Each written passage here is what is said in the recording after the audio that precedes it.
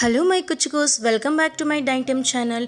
So ನುಗ್ಗೆಕಾಯಿ ತಂದಾಗ ಬೇಳೆ ಸಾರು ಮಾಡಿ ಸಾಕಾಗೋಗಿರೋರು ಬೇಳೆಲೇ ಇಲ್ದಲೆ ಒಂದು ಸೂಪರ್ ಆಗಿರೋವಂಥ ಒಂದು ಸಾರು ಮಾಡೋಣ ಬನ್ನಿ. ನೀವು ಮಾಡ್ತಾ ಇದ್ರೆ ಪದೇ ಪದೇ ಮಾಡಿಕೊಡಿ ಅಂತ ಹೇಳ್ತಾರೆ. ಸೊ ವಿಡಿಯೋ ಸ್ಕಿಪ್ ಮಾಡ್ದಂಗೆ ನೋಡಿ.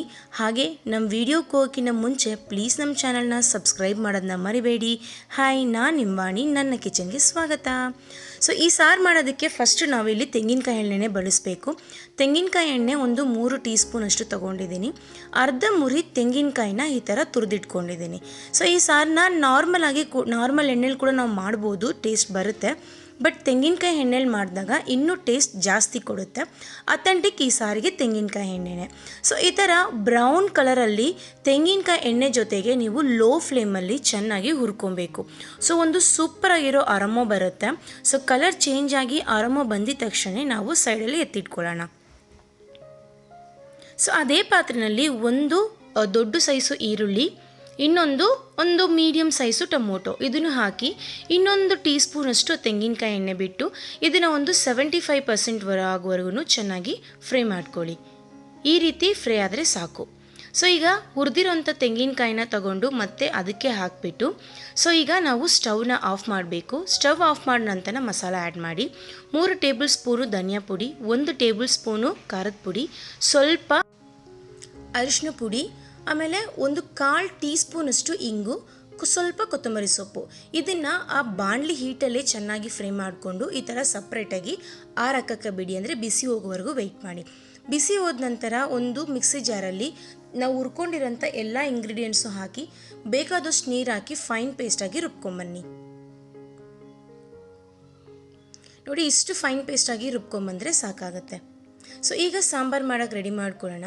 ಸೊ ಒಂದು ಕಡಾಯಲ್ಲಿ ನಾನಿಲ್ಲಿ 3 ಟೀ ಸ್ಪೂನಷ್ಟು ಅಥವಾ 2 ಟೇಬಲ್ ಸ್ಪೂನಷ್ಟು ತೆಂಗಿನಕಾಯಿ ಎಣ್ಣೆ ತೊಗೊಂಡಿದ್ದೀನಿ. ಅದಾದಮೇಲೆ ಸ್ವಲ್ಪ ಸಾಸಿವೆ ಹಾಕಿ ಸಾಸಿವೆ ಸಿಡಿಯೋವರೆಗೂ ವೆಯ್ಟ್ ಮಾಡಿ. ಸಾಸಿವೆ ಸಿಡಿದ ನಂತರ ಒಂದು ಅರ್ಧ ಟೀ ಸ್ಪೂನಷ್ಟು ಜೀರಿಗೆ ಹಾಕ್ಕೊಬೇಕು. ಜೀರಿಗೆ ಸಿಡಿದ ನಂತರ ನಾವು ಕೈ ತುಂಬ ಕರ್ಬೇವಿನ ಸೊಪ್ಪು ಹಾಕ್ಕೊಂಡು ಕರ್ಬೇವಿನ ಸೊಪ್ಪು ಸಿಡಿಯೋಕ್ಕೆ ವೆಯ್ಟ್ ಮಾಡಿ.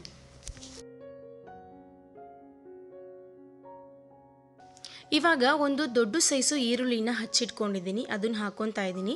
ಹಾಗೆ ಒಂದು ಗೆಡ್ಡೆ ಬೆಳ್ಳುಳ್ಳಿನ ಸಿಪ್ಪೆ ಸುಲಿದಿಟ್ಕೊಂಡಿದ್ದೀನಿ. ಸೊ ಇವೆರಡೂ ಒಂದು ಗ್ಲಾಸಿ ಫಾರ್ಮ್ ಬರುತ್ತೆ ಈರುಳ್ಳಿ, ಅಲ್ಲಿವರೆಗೂ ಚೆನ್ನಾಗಿ ಎಣ್ಣೆನಲ್ಲೇ ಫ್ರೈ ಮಾಡ್ಕೊಳ್ಳಿ. ಈ ಸ್ಟೇಜಲ್ಲಿ ನಾವು ಒಂದು ಅರ್ಧ ಟೊಮೊಟೊನ ಹಾಕ್ಕೊತಾ ಇದ್ದೀನಿ, ಅದನ್ನು ಚೆನ್ನಾಗಿ ಫ್ರೈ ಮಾಡ್ಕೊಳ್ಳಿ. ಸೊ ಟೊಮೊಟೊ ಒಂದು 50% ಫ್ರೈ ಆದ ನಂತರ ನಾವು ಇಲ್ಲಿ ನುಗ್ಗೆಕಾಯಿನ ಹಾಕೊಬೋದು. ನುಗ್ಗೆಕಾಯಿ ಇಷ್ಟೇ ಕೆಜಿ ಅಂತ ಏನಿಲ್ಲ, ನಿಮ್ಗೆ ಎಷ್ಟು ನುಗ್ಗೆಕಾಯಿ ಬೇಕಾದರೂ ನೀವು ಹಾಕೊಬೋದು. ಸೊ ನುಗ್ಗೆಕಾಯಿನ ಆಯಿಲಲ್ಲಿ ಒಂದು 10 ಮಿನಿಟ್ಸ್ ಫ್ರೈ ಮಾಡಬೇಕು. ಸೊ ಮುಚ್ಚಿಟ್ಬಿಡಿ, ಮಿಕ್ಸ್ ಮಾಡಿ ಚೆನ್ನಾಗಿ. ಸೊ ಮಧ್ಯ ಈ ಥರ ಓಪನ್ ಮಾಡಿ ನುಗ್ಗೆಕಾಯಿನ ಮಿಕ್ಸ್ ಮಾಡ್ತಾ ಇರಬೇಕು, ಇಲ್ಲಾಂದರೆ ಸೀದೋಗ್ಬಿಡುತ್ತೆ. ಆಯಿಲಲ್ಲಿ ನುಗ್ಗೆಕಾಯಿ ಅಂದರೆ ತೆಂಗಿನಕಾಯಿ ಆಯಿಲಲ್ಲಿ ನುಗ್ಗೆಕಾಯಿ 10 ಮಿನಿಟ್ಸ್ ಫ್ರೈ ಆದ ನಂತರ ನಾವು ಅರ್ದಿಟ್ಕೊಂಡಿರೋಂಥ ಮಸಾಲೆನೇ ಹಾಕಬೇಕು. ಸೊ ಸಾಂಬಾರಿಗೆ ಬೇಕಾದಷ್ಟು ನೀರು ಹಾಕ್ಕೊಳ್ಳಿ. ಸೊ ತೆಂಗಿನಕಾಯಿ ಎಣ್ಣೆಯಲ್ಲಿ ನುಗ್ಗೆಕಾಯಿ ಫ್ರೈ ಆಗಬೇಕಾದ್ರೆ ಒಳ್ಳೆ ಟೇಸ್ಟ್ ಕೊಡುತ್ತೆ. ಸೊ ಮಿಸ್ ಮಾಡ್ದಂಗೆ ತೆಂಗಿನಕಾಯಿ ಎಣ್ಣೆನೇ ಬಳಸ್ಕೊಳ್ಳಿ. ಈಗ ಸಾಂಬಾರು ಇಷ್ಟು ನೀರಾಗಿದ್ದರೆ ಸಾಕಾಗುತ್ತೆ.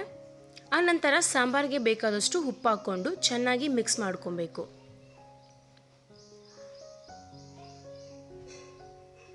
ಈ ರೀತಿ ಒಂದು ಕುದಿ ಬರೋವರೆಗೂ ವೆಯ್ಟ್ ಮಾಡಿ. ಈಗಲೇ ನೀವು ಮುಚ್ಚಿಡಬಾರ್ದು. ಈ ಥರ ಒಂದು ಕುದಿ ಬಂದಿದ ತಕ್ಷಣ ನಾನು ಒಂದು 25 ಗ್ರಾಮ್ ಹುಣಸೆಹಣ್ಣ ಒಂದು 75 ml ನೀರಲ್ಲಿ ನೆನಾಕಿಟ್ಟಿದ್ದೀನಿ. ಅದರಲ್ಲಿ ನಾನು ಸ್ವಲ್ಪ ಮಾತ್ರ ಹುಣಸೆ ರಸ ತೊಗೊಂಡು ಬಿಡ್ತಾ ಇದ್ದೀನಿ. ಸೊ ನಿಮಗೆ ಹುಣಸೆ ರಸ ತುಂಬ ಇಷ್ಟ ಅಂದರೆ ಇನ್ನು ನೀವು ಜಾಸ್ತಿನೇ ಹಾಕೊಬೋದು. ನನಗೆ ಫ್ಲೇವರ್ ಕಮ್ಮಿ ಇದ್ದರೆ ಸಾಕು. ಒಂದು 10 to 15 ಮಿನಿಟ್ಸ್ ಚೆನ್ನಾಗಿ ಮಾಡಿಸಿದ್ರೆ ಈ ಥರ ಸಾಂಬಾರು ಬೆಂದೋಗುತ್ತೆ. ನುಗ್ಗೆಕಾಯಿ ಬೇಯೋವರೆಗೂ ನೀವು ವೆಯ್ಟ್ ಮಾಡಬೇಕು ಅಷ್ಟೇ. ಕೊನೆಯದಾಗಿ ಉಪ್ಪು ಖಾರ ಎಲ್ಲ ಟೇಸ್ಟ್ ಮಾಡಿ ನೋಡಿ. ಸಾಂಬಾರು ಕೂಡ ಹಿಂಗಿದೆ, ನುಗ್ಗೆಕಾಯಿ ಕೂಡ ಬೆಂದಿದೆ.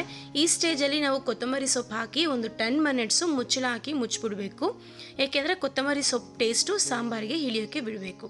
ಒಂದು 10 ಮಿನಿಟ್ಸ್ ಆದ ನಂತರ ನೋಡಿ, ನಮ್ಮ ನುಗ್ಗೆಕಾಯಿ ಸಾಂಬಾರು ಸೂಪರಾಗಿ ರೆಡಿಯಾಗಿದೆ. ಇದನ್ನು ಮುದ್ದೆಗೆ, ಅನ್ನಕ್ಕೆ ಯಾವುದಕ್ಕೆ ಬೇಕಾದರೂ ಕಾಂಬಿನೇಷನ್ ಆಗಿ ತಿನ್ಬೋದು. ತುಂಬ ಟೇಸ್ಟಾಗಿರುತ್ತೆ. ನೀವು ಒಂದ್ಸರಿ ಟ್ರೈ ಮಾಡಿ ನೋಡಿ ಹೇಗೆ ಬಂದಿದೆ ಅಂತ ಪ್ಲೀಸ್ ನನಗೆ ಕಮೆಂಟ್ ಮಾಡಿ. ಹಾಗೆ ನಿಮ್ಮ ಫ್ರೆಂಡ್ಸ್ಗೆಲ್ಲ ಶೇರ್ ಮಾಡಿ. ಮುಂದಿನ ವಿಡಿಯೋದಲ್ಲಿ ನೋಡ್ತೀನಿ. ಬಾಯ್.